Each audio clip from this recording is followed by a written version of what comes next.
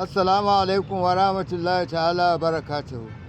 Yau za mu yi magana gaskiya ɗaya ce ta 157. Kuma wanda yake so ya ga wannan magana tun daga ta ɗaya har zuwa ta 157 ɗin sai ya nemi Garba Abdul Rola a TikTok ko a YouTube ko a Facebook. Insha Allah zai same mu.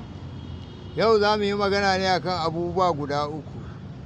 Magana kisan kai da aka yi na wannan malama kuma ɗaliba a Kaduna, sai kuma zargin da ake yi wa Bajabiya Mila. Magana ta uku kuma ita ce maganar fansar da aka biya a Zamfara wajen karɓo mutanen da suka je tattaunawa da 'yan satan mutane don su sako musu su. Na farko dai maganar kisan kai da aka yi a Zamfara a Kaduna, wannan mace za mu ɗauka cewa ibtila'i ne ya hauta, kuma koyaushe muna fatan Allah ya raba mu da ibtila'i. A matsayinmu na musulmi, babban abin da za mu yi na Allah ya raba mutane da ibtila'i shine a zakar nan da aka ce a yi. Mutum duwayewa gari ya karanta ayatul kursiyu da kulhuwallahu da falaki da nasi, haka kuma zuwa maraice da kuma lokacin da za a kwanta. To ita dai wannan malama sai dai mai fatan Allah ya sa kafara ce, Allah ya sa ta yi shahada, domin an kashe ta ba bisa hakkinta ba. To amma nan kira za mu yi ga mutane, don Allah don annabi, duk da mun riga mun san abin da ya sa mutane suke ɗaukar doka a hannunsu, saboda sun ga sun kama masu laifi, sun kuma tabbatar masu laifi ne, an kai su wajen hukuma, kuma sun ga mutanen nan sun zo sun ci gaba da kewayawa a gari suna walwalarsu ba tare da an hukunta su ba.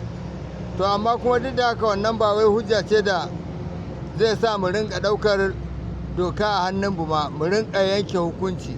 Kamata yi idan an samu mutum ana zargin sa a kai shi wajen jami'an tsaro su bincika, domin idan ba a yin wannan, inda ƙasar nan ta rikice, za a iya samun a yanke wa mutum hukunci ba da hakkinsa ba. Wani ma ko da mai laifin ne, barinsa zai sa a samu wasu masu laifin, maimakon a je a kashe shi, wanda wata ma kuma mara laifin za a je a kashe. Yanzu kamar wannan abin da za mu zuba ido shine cewa mu ga cewa hukuma me za ta yi akan kashe wannan mace da aka yi. Kuma shi kansa wannan DPO da ya kamo matan nan ya miƙo ta, ina ganin mutane ya tabbatar za su iya kashe ta. Miƙa ta a duba a ga tukun me ike nufi. Haka dokar 'yan sanda ta ce ba kamata ai ko da za a samu a kashe matan nan, in dai gaskiya ne, to a tare cewa an yi iya artabun da za a yi da wayannan mutane masu niyyar kashe ta, ko da zai kai da a kashe 'yan sandan ne gaba ɗaya, ko ne caji ofis ɗin na 'yan sanda.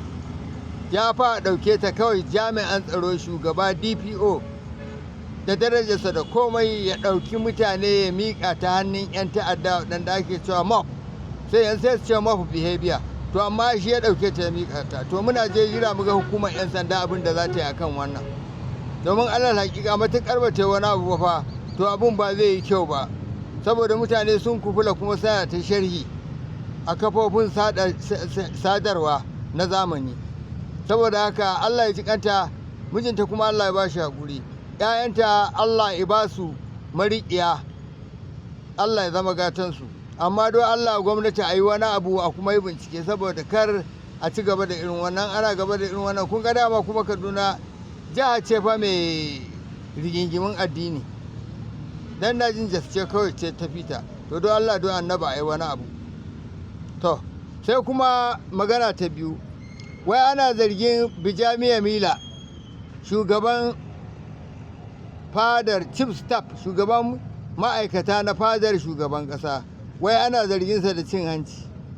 To jama'a don Allah don annabi ku daina ɓata lokacinku akan wai ana zargi akan cin hanci. Akan idan mu fa mutum ana zarginsa da cin hanci, aka tsaye da shi sanata, ici kuma har ije zama shugaban majalisar dattawa. Kuma wannan abu ne mutum ya fa ake mana, a ina yake ne, ba APC yake ba? To kuma ka zargi wani ɗan APC da cin hanci kuma ku ce za ku yana abu. Tun da ɗumi-ɗumin ta fa shugabanta Adam Ashimole ifito gwamnan Edo ifito ike cewa tsohon gwamnan Edo ifito ike cewa duk laifin da mutum ya yi a Najeriya idan ya zo shiga APC to ruwa ta sha. Saboda haka duk wani abin da yake na laifi za a bumbunne, za a dandanne, za a manta da shi. Shiru malam ya ci shiruwa. Kuma wanda ai mun gani da yawa, mutane nawa ne wanda mun san masu laifi ne, wane mai laifi ne, wane mai laifi ne, wane mai laifi. Har a nan Kano akwai masu laifin da yawa mun san su, amma saboda sun biya yi masu sha kiɗa sun wuce, su ne ma yanzu masu faɗi a ji kan harkar. To saboda haka da Allah kuma ta da zancen Bajabiya Mila, zancen a yi adalci akan wannan zargi na Biya Mila. Na ji ma ai fadar ma ta fito ta wanke shi.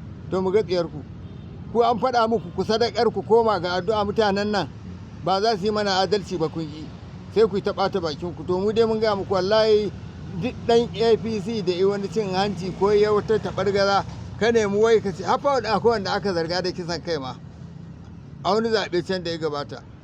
Amma me ya faru? Sun wuce sun shallake, har da bindiga aka ce an ga wasu, amma ba su saboda yan APC ne. Saboda haka wallahi jama'a ku shafa wa kanku ruwa, ku rufa kanku asiri. Yan APC sai Allah, sai addu'a, mu bi su kawai da addu'a. Allah ya mana maganin su. Minista na tsaro, tsohon shugaban sojojin Najeriya Kwata, an fito an ce tsaro ya samu 85%, wato an sami na ƙasa kawai na 15. To ba haka ba ne, tsaro ya taɓarɓare 99.9%. saboda haka ɗigo ɗaya shi ne kawai tsaron da ake da shi a Najeriya. Kuma ba wani amfani a ce za a zo wai za a sa wata kyamara ta wace ce ta ɗaukar wane ne, duk zancen banza ne, yaudara ce. Kuna nan aka je aka biya, yau nan muke ji a labari, an je an biya naira na gugan naira miliyan 23, wato naira 1000 sau 1000 sau 23, don a karɓo dattawan Zamfara suka je yin tattaunawa da 'yan ta'adda a kan su ba su 'yan uwansu. To yanzu wannan naira miliyan 23 saboda Allah ƙaramin kuɗi ne a ce an ɗiba an je an maika musu 'yan fashi. Amma kuma da wani kazaga sai ka ga an zo har gida an kame ka, wai ai an gano ka. Kai dan ta'adda ne ba za a gano ka ba, amma idan kai